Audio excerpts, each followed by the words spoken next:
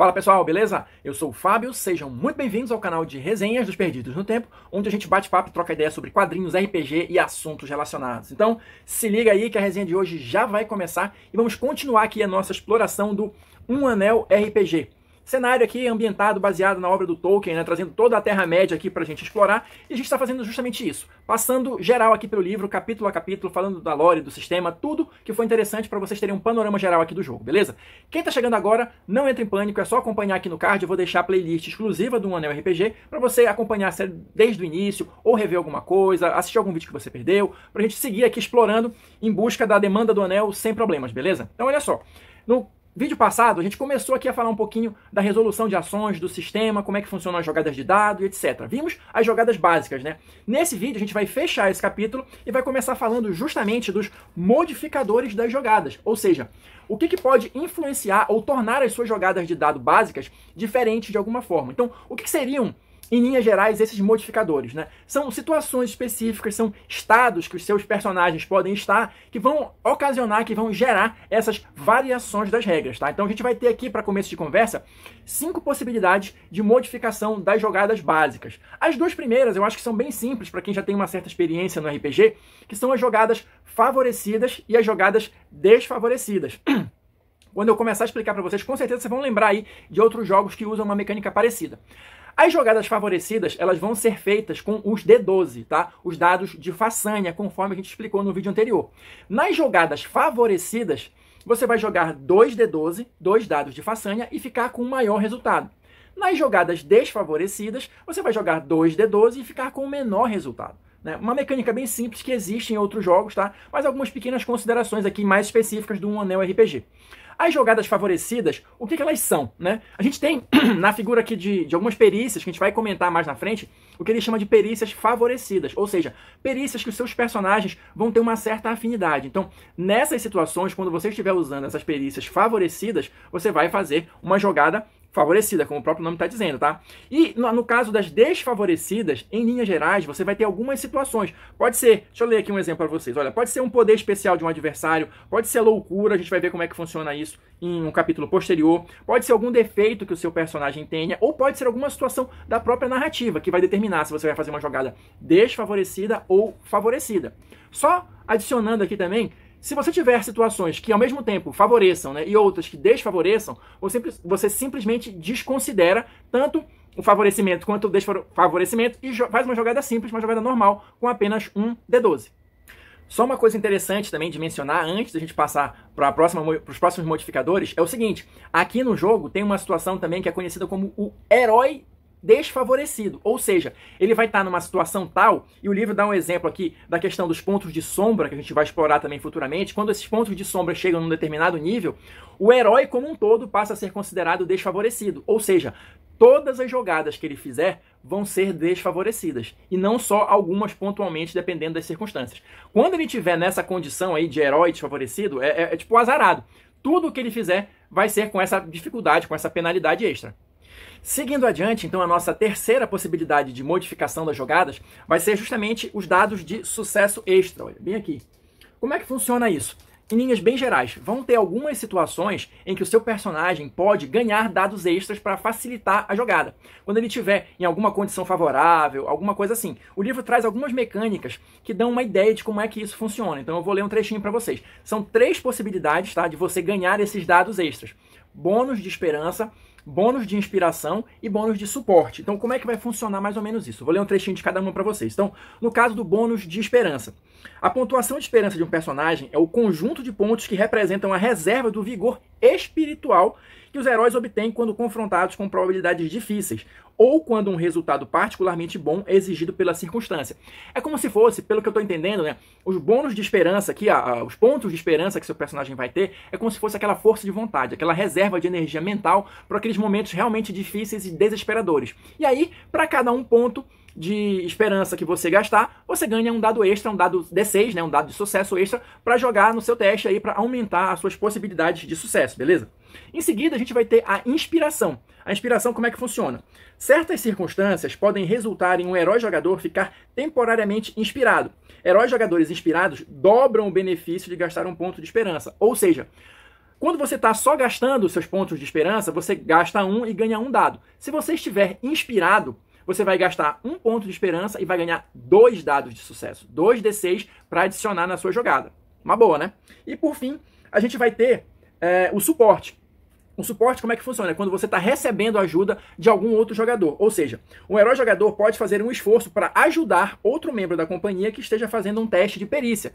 Nesse caso, olha só, o jogador que estiver prestando o suporte vai gastar um ponto de esperança para que o jogador principal, lá, quem está sendo ajudado, ganhe um dado extra. Então aqui é uma situação um pouquinho diferente. Você vai gastar o seu ponto de esperança para dar um dado extra para quem vai fazer a jogada. E isso aí, narrativamente, né, você pode interpretar de repente como um incentivo, como uma palavra, né, de ajuda e tal. Vai lá, você vai conseguir, etc e tal. Aí já fica a cargo do grupo costurar isso com a narrativa, né? Mas mecanicamente é assim. Eu gasto um ponto de esperança para dar um dado extra para o meu companheiro que vai de fato realizar aquele teste.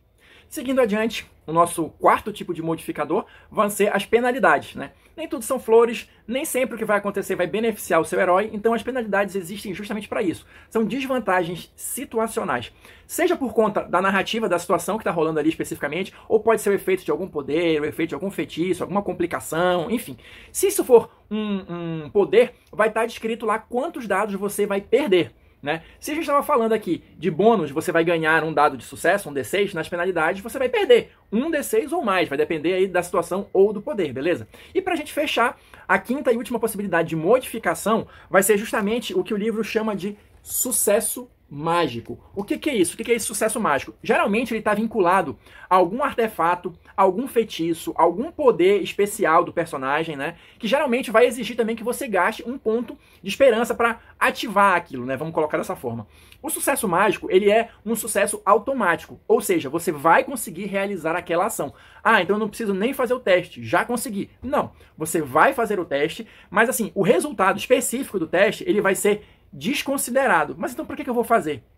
Você só vai... A única utilidade de você fazer o teste é aferir se você vai conseguir ter algum grau de sucesso maior ou não. Ou seja, você vai jogar para ver se você consegue tirar nos D6 algum número 6. Caso você consiga, isso vai contabilizar para um grau de sucesso elevado, porque o sucesso automático você já tem, porque você está usando ali o seu artefato mágico, o seu feitiço e tal, e você já gastou o ponto de esperança. Mas tem um detalhe que é interessante de comentar a respeito disso. Olha só, porque a magia ela não é tão sutil assim no mundo do Um Anel RPG. Então olha só, um sucesso mágico é um resultado tão notável e incomum que pode ser perturbador para as pessoas não acostumadas com tais feitos, ou levantar suspeitas em indivíduos capazes de reconhecer a sua natureza sobrenatural.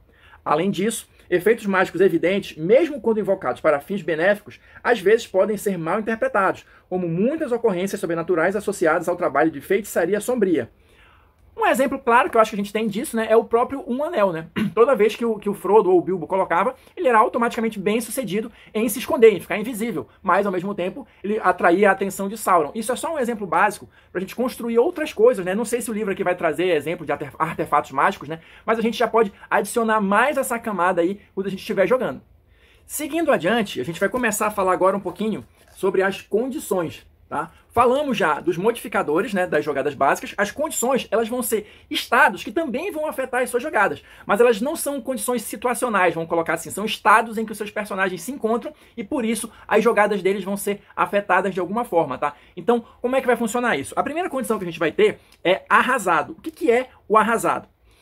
O fardo opressor do Crepúsculo da Terceira Era, conforme percebido pelos heróis jogadores, é representado no jogo pelo seu valor de sombra. Heróis recebem pontos de sombra de muitas formas no decorrer de suas aventuras, e quando a pontuação de sombra corresponde ou excede a sua pontuação atual de esperança, eles ficam arrasados. Ou seja, é aquele peso, né, é aquela responsabilidade, ou seja lá o que for, da maneira como você quiser inserir aí na sua narrativa, mas é aquele sentimento de opressão, talvez, né, de estar carregando o mundo nas costas ou alguma coisa assim. Então como é que vai funcionar isso mecanicamente? Olha só, quando um herói arrasado está fazendo um teste, se o resultado do dado de façanha mostrar o ícone do olho de Sauron, ou seja, 11, a ação falha, independentemente do resultado total obtido pelo teste. Aqui seria o mais próximo que a gente viu, pelo menos até o momento, de uma falha crítica. Só lembra, num teste normal, se você tira o 11, aquele dado é desconsiderado, é 0. Tá? Ele não vai entrar na soma, mas você continua podendo somar os dados de sucesso, os D6. Aqui, se você estiver na condição de arrasado, tirou 11 no dado de façanha, é falha automática. Tá? Não interessa se mesmo com os outros dados você conseguiu suplantar a dificuldade. falhou, beleza? Em seguida aqui a gente vai ter a nossa segunda condição, que é o exausto. Olha só. Aqui é uma condição mais ligada à exaustão física mesmo, né? Tem uma característica no jogo chamada resistência. Então, toda vez que os personagens fizerem um esforço maior, carregar um fardo pesado, alguma coisa assim, eles podem chegar nessa condição aqui de exausto. E como é que vai funcionar isso mecanicamente? Olha lá. Quando um herói exausto jogar dados, todos os dados de sucesso, ou seja, os D6, que aparecerem mostrando um resultado em um número vazado, que é o dadinho decorado lá, mas ou seja, toda vez que um D6 der 1, 2 ou 3, são considerados como tendo obtido um resultado 0, tá? Não vai inviabilizar, mas vai dificultar o seu teste. Ou seja, se você estiver na condição aqui de exausto, de cansado, exaurido, todo teste que você fizer, os dados D6 só valem se você tirar 4, 5 ou 6. Se você tirar 1, 2 e 3, esses resultados são considerados automaticamente como 0, beleza? E para a gente fechar, vamos ter aqui a condição de ferido. Olha só, ferimentos graves podem fazer com que o herói fique ferido. Embora perder e recuperar a resistência seja uma ocorrência diária, ficar ferido é uma situação mais séria para um aventureiro e o afetará por muito mais tempo. Os heróis são mais frequentemente feridos em combate, tá? Como é que vai funcionar mecanicamente? Heróis feridos que permaneçam ativos correm o risco de serem eliminados do combate e recuperam os pontos de resistência perdidos mais lentamente. Aí ele remete para um capítulo posterior, que provavelmente a gente vai destrinchar isso aqui no capítulo de combate, né? Mas assim, pelo que dá para entender até agora, o seu personagem, se ele se mantém ativo mesmo estando ferido, ele vai demorar mais para se recuperar daquela condição do que se ele imediatamente parar ali e já procurar ajuda ou alguma coisa assim. Vamos ver como é que funciona isso melhor em capítulos futuros, beleza? Para a gente já ir encerrando aqui esse capítulo, ele vai ter aqui um resumo, né, de todo o procedimento das jogadas de dados, né, um passo a passo. Como eu falei, é um livro que, pelo menos até agora, é bem didático na questão de ensinar mesmo você a jogar RPG, né? E fechando aqui o capítulo, a gente vai ter o nosso primeiro contato com a ficha de personagem, olha só. A ficha de personagem aqui no meio, e aqui do lado a gente vai ter tipo um glossário de vários termos que são encontrados aqui na ficha. Eu só acho o seguinte, mais uma pequena crítica aqui à situação. Primeiro, é difícil você colocar a ficha aqui no meio, porque geralmente não dá para abrir direito a página, você perde algumas informações que estão aqui, né? Enfim, mas isso aí é uma questão gráfica, sei lá. Mas aqui do lado, nesse glossário, de novo, a gente vai ter só os termos, mas assim, onde é que fica isso na ficha, né? Eu tô olhando aqui, tá, armadura, tá, eu tenho que procurar aqui no meio da ficha onde é que tá, pode ser que esteja justamente nesse vinco, então assim, poderia ter uma seta aqui indicando, mas são muitos termos, vai ficar uma confusão aqui de seta. Um númerozinho, né? Armadura, número 1, você vai e localiza aqui pelo número. Uma maneira mais fácil de você ter esse primeiro contato com a ficha, né? Ir localizando e aprendendo a se localizar na ficha. Até porque a ficha tá pequena aqui, tem vários termos, tem várias coisas que a gente vai ter que colocar na ficha. Então, para a gente acostumar, né, a nossa visão ali e tal, a localizar as coisas, acho que assim fica meio confuso. Mas enfim, é só uma questão de opinião. A gente vai ficando por aqui. Digam aí nos comentários se vocês concordam, se vocês discordam, enfim. Quem assistiu o vídeo até agora, muito obrigado. Deixa aí o seu like, seu dislike. No próximo vídeo a gente vai começar um capítulo novo, capítulo 3, falando dos aventureiros. Ou seja, vamos começar a aprender a montar os personagens aqui no Um Anel RPG, beleza? Então, vou ficando por aqui e a gente se encontra na próxima resenha.